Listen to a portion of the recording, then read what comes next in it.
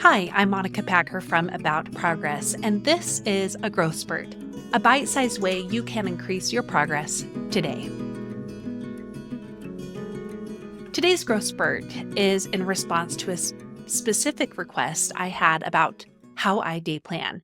And I realized while I've done some Instagram stories and reels, and I even was on a local TV show to talk about that, there wasn't one on the podcast specifically. Now, I will reference you to a great episode I recorded earlier this year with Jess Massey on how to day plan for new beginners. How to day plan if you're a beginner or if you're getting back on the day planning wagon. That's such a great episode. But I wanted to more personally tell you about my own process and what works for me in hopes that it can help you figure that out for yourself. I will just give a little bit of background though, and saying that from my Palm Pilot era in junior high through high school, I went in and out of day planning. Like I can honestly visualize my planner in middle school and me like diligently filling out all the spots and doing what I was supposed to do because of the health class we were learning how to day plan from. I don't remember doing it much in high school, but somehow I kept track of things. But in college, it was like very type A, extremely perfectionistic. Like every minute was accounted for every single day using the planner that I got from my college at the time, which was BYU. And then I totally fell out. And that's because it went hand in hand with my pendulum swing of going from an overachieving perfectionist to an underachieving one in pursuit of my recovery from eating disorders. And I don't think I picked up a day planner for 10 years. And this was when I was still like doing a lot of stuff, like going to school to get my teaching credential program, being a teacher, then balancing being a mom and also teaching piano on the side and being a mentor. I helped train new teachers as part of like the old program that I went to. And then just being a very traditional stay-at-home mom, there's always a lot to do. But my fear of being that like hyper vigilant planner got in the way of me planning. And as part of my work on progress, not perfectionism, different habits came along for the ride, and day planning was one of them. And it started with my friend who started her own day planning business. It's now since gone away, but uh, trying to support her and getting a planner made me think, well, what if I actually used it? And as I started to use it, I began to get more in the habit. And then I started getting a bigger planner called the Power Sheets from Cultivate What Matters, which is more of a goal planner than a day planner. And the first year I had the Cultivate What Matters Power Sheets is what they're called. And again, it's this goal planner. It's different than a day planning. That was a whole other level of me getting back into goals and goal planning and day planning all together. Just that whole like thinking a lot and being more intentional. And it was scary. And it was so scary that I delayed filling out my power sheets, meaning like all the prep work to decide your goals and then to like differentiate them for a year and then to move into the monthly planning. Anyway, I delayed even doing that until March of that year. So, in the spirit of it's never too late, I want to share with you my system. Now, things have shifted a lot over the years. I have used so many day planners from the Monk Manual, which I used the daily spread before, which was really great for a while, but then it just became too intensive for me. But people still love the Monk Manual, and they now have a weekly layout, which I've heard is really helpful. It's the whole week spread across 2 pages instead of you like doing a whole spread every single day and it being like super intense. I haven't tried their weekly spread, but I heard it's great. I've used Routine and Things Planner, which I think is no longer in existence. I've used their Rally Crowd Planner, which I really like. It's called the Well You Planner. I highly recommend that one. And this year I am using Hustle Sanely's Peacefully Productive Planner. And I will link to that in the show notes for you because it's been one that I have really loved a lot. It's taken me a bit to get used to, but it always does. And I like bouncing around and using different planners, but for now, that's the one I'm using. And I'm using the weekly spread version of that. So that's the actual day planner I use. In addition to that, I still use Cultivate What Matters, their power sheets for my goals, but I do that specifically for my work goals. I like to differentiate between the two. Now, how I day plan still includes work and home life all in my Peacefully Productive Planner. So that's how I get clarity on what I need to do for the month and then the week and then the day. But my goal planner, specifically the power sheets, I keep more directed to, I like to differentiate and have my work ones there. But Cultivate What Matters, the Peacefully Productive Planner, Hustle Sanely's Peacefully Productive Planner has a lot of personal goal stuff there too. I'm just not as intensive. So if you want to be really intensive about goals, you could double layer it.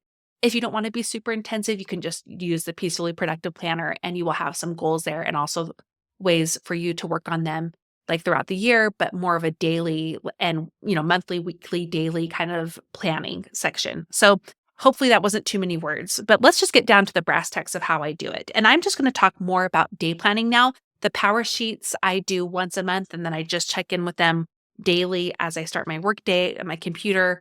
So that's how I do that. But with day planning specifically, and I'm going to go about the week. There is a month section, but sometimes I don't always get to the month, and I think that's okay. The month section, I just follow that. And I know like around the first of the month, I'm going to, on a Sunday before the first of the month, make sure I go through my monthly section and fill that out. But now let's go into how this actually pans out most consistently for me and traditionally for me. Each Sunday on my weekly spread, I have a little section where I do a brain dump and I just write down everything I need to do. And I like to do it in two different sections. I do one for personal and family, so anything home and personal related, any tasks that I have on top of mind that I know I need to do that week. And then in another section, I do my work brain dump, like anything on my mind, task oriented that has to do with work. And with that, then I just keep those there. And then I look at my weekly spread, which is kind of like my schedule for the week.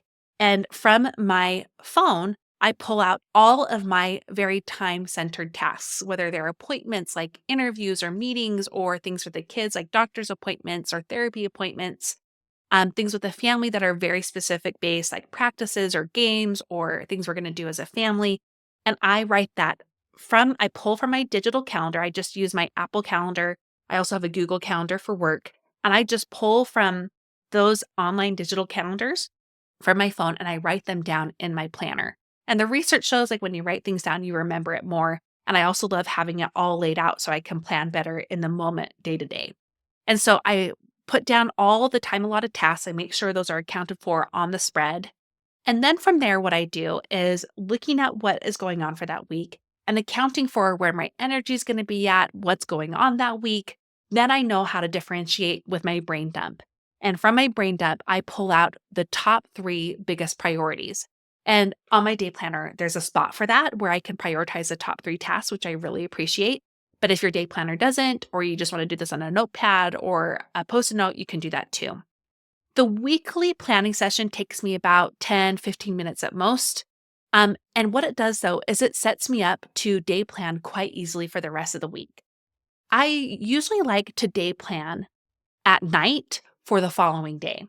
And what I do is I first just take account for what I did that day and carry over any remaining tasks that need to be done for the next day. But let's say it's the beginning of the week or it's another day of the week. I look at my brain dumps and I look at my priorities and I say like, how am I doing my priorities first? And if I'm doing okay and I'm on track, then I pull from the brain dumps and I prioritize only tops the 3 to 5 tasks that have to be done that day. And anything, so I usually have like a list of the top 3, and then I have like an overflow of if there's any bonus ones, maybe 1 to 2, maybe 3 tops that I feel like if there's extra time, these are the ones I want to make sure are accounted for. It's really important to limit what you think you can do in a day. Not only does that mean that you prioritize where your time and energy is going, and you're not setting yourself for failure by having too perfectionistic of standards, it also gets the ball moving. It gets me into momentum so that if I'm able to do more, I can. And it just gives me that clarity of mind because I forgot to say this at the top of the episode, but the reason I day plan is not because I enjoy day planning. I actually don't. I still don't enjoy the process weekly, daily. I don't enjoy the process of my goal planning. I do it more for my mental load. It gives me peace. It gives me clarity. It gives me direction. So that's why I day plan. And with that purpose in mind, then I know each day is not about how much can I do. It's more about how can I make sure I'm doing the right things. And also deciding what needs to not be on there. I did this in another episode in times past, so I'll make sure I link to this too. But one of the reasons why I am so good at getting things done is because I'm good at not doing things. And having the clarity of the brain dump and then being able to prioritize and then to differentiate each day helps me know what not to do just as much as it tells me what to do. So I think that's really essential for you to know for yourself. So it's really quite simple. Each day can take me just a few minutes of day planning for the next day because I set myself up so well with that Sunday planning session. And I can just prioritize, okay, here's the top 3 tasks and here's like maybe a couple more for the overflow. I don't always do that. And then one other thing I do at the weekly session is I also plan out what content I want to do. And I just write down a few words like real and then like a keyword that will help me remember the real. And I often, to be honest with you, I don't check my day plan a ton during the day. I have it out on the counter, an easy spot for me to go and see because I'm in the kitchen all the time. And I can just reference it as needed, but I'm not there micromanaging every second of my day. I don't put habits on my day planner. I don't account for all the tiny things I do. I just make sure the most important and still simple tasks, like doable tasks for that day, very specific, are on the planner. And I let the rest of my normal systems and routines and habits make up the rest. And I don't have to check in and be like, oh my gosh, like minute by minute, what am I supposed to do? Where am I supposed to be? I know each day the most important things of what I need to do and where I need to be, and I let it flow.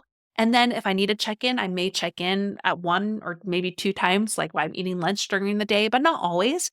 But even the point of writing them down each night helps me remember better for the next day. It really does work, but I definitely make sure I do the nightly check-in.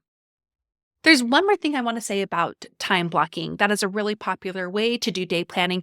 I personally find that too extensive and intensive. My key for me is to make it doable. Like if this is to help me have the clarity and direction I need and have more peace and less of a mental load, then that means time blocking down to the minute is not good for me. I like to have the blocks down of like where I need to be when, the time specific things. But for me, I like to do more things rhythmically. Like I know the morning is family or home tasks. The early afternoon is work. Afternoon is family again. Night is family again. And then it's me at very night. And in the early morning is me as well. I talked about this in another episode called, I think it's the alternative to block planning. It's rhythm planning or rhythm scheduling. I will also link to that in the show notes. So the 3 I referenced were one with Jess Massey. What was the other one I said? The one I just said about rhythm planning. And then there was one more. And I will remember that as I go through. So just so you know, those are all linked for you in the show notes. And that's how I day plan. And now it's all here for you. If you ever ask, I'll be able to reference this episode. And take what I shared not as prescriptions, but as ways for you to get your own prescriptions of what will work for you in day planning. If all you need to start with is a Post-it note, you got it, my friend. That's you having a habit of day planning and just writing down the number 1 task you need to do that day. That's it for today's Growth Spurt. Thank you so much for listening. Now go and do something with what you learned today.